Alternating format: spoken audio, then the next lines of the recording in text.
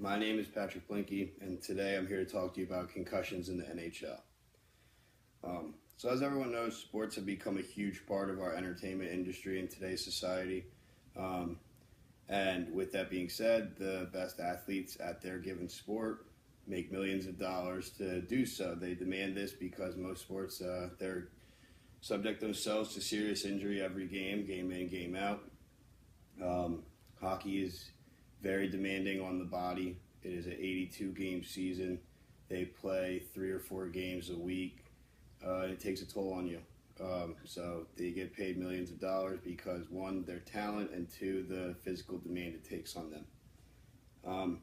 Since concussions are such a serious injury and such a serious issue with sports right now, the NHL is not really writing any new rules or making any new safety protocols to protect these players, which they really need to. And if they don't start to do so in the next few years, the Player Association and the players themselves should come together to try to find some way to create some kind of solution for this, because player safety is the most important thing. Without the players, there's no sport. So the safety of the players needs to become number one priority. This is a question that is very controversial in the hockey world. Is playing your sport worth getting injured to satisfy the fans? Now, this is very controversial for hockey because a lot of fans love hockey players for their play through the pain mentality. A lot of people look at hockey players as the toughest athletes out there, and they expect more from them. They expect them to play and push through these injuries, and it's a very, very risky thing to do, to play injured.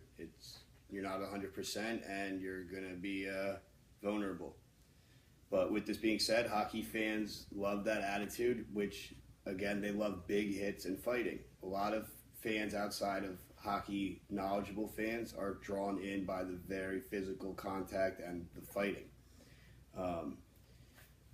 Rodney Dangerfield used a joke, and he said, "I went to a fight and a hockey game broke out." Now, that's funny and all, but hockey can become second nature to the physical play, and it's part of the game, but it's very dangerous. With that being said, it puts a lot of the NHL's MVPs, like their best players, in vulnerable and risky situations.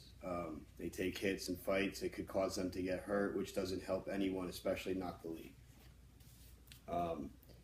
I've played hockey since I was 5 years old. I love it. It's my passion. I don't know what I would have done without it.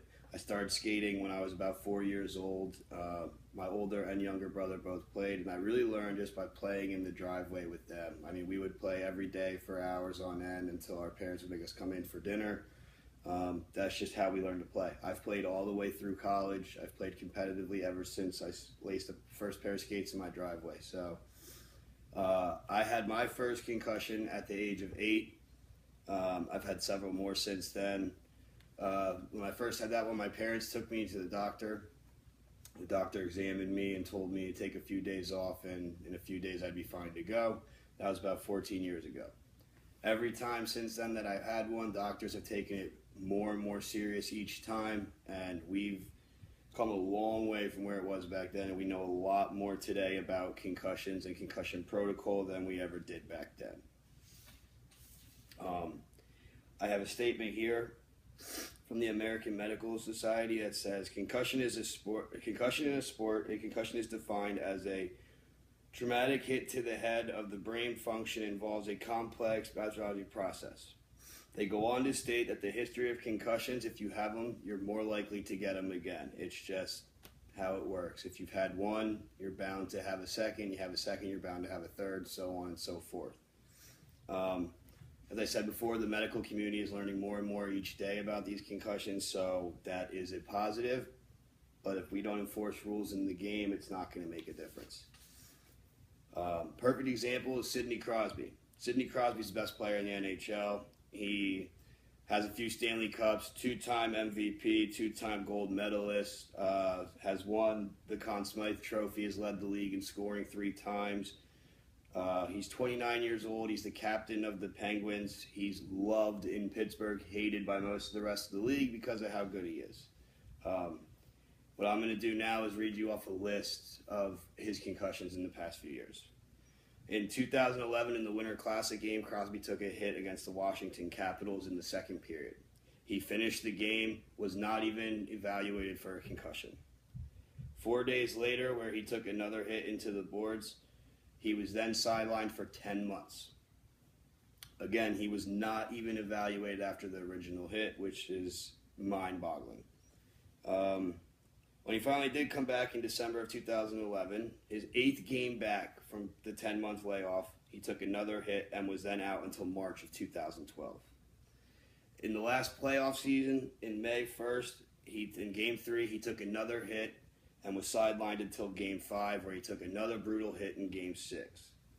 Basically, what this is stating is that the best player in the league is now a concussion protocol problem, and if he continues to get hurt, he's going to have to retire at a young age, and it's not good for anyone, especially the league. With that being said, I'm a diehard Flyers fan. Another great example, Eric Lindros was a great player whose career got cut short due to concussions. At 19 years old, Eric Lindros came into the league. He was the guy. He was the next up-and-coming, the next big thing. Whatever you want to compare him to, the LeBron James, whatever you want, he was the next up-and-coming thing. Here's his. March 7th, 1998, first concussion hit by Penguins defenseman Danny Kasparaitis. Out for 18 games. December 27th, 1999, second concussion. Out for a week. Lindros' third concussion hit twice in the same shift by 2 Atlanta Thrashers. He missed 4 games. March 4th, 2004, fourth concussion hit by Boston Bruins defenseman. Doctors diagnosed condition, said he'd take a few days off and that he would be all right. He came back, took another hit, was out for months. May 26, 2000, had his 6th concussion in just his second game back, causing him to miss the remaining of the season. A lot of people say that Eric Lindros was forced to retire due to the fact of too many concussions. In conclusion, these athletes are very brave and they put their bodies on the line game in, game out. However, them thinking that they can play through the pain and have no long-term effects is just crazy. If the NHL is not going to enforce these rules moving forward, the players need to really do something or start to think long-term about their safety and what's best for them and their families and their future. So to go back to answer the question, is playing hockey worth the stress just to satisfy the fans?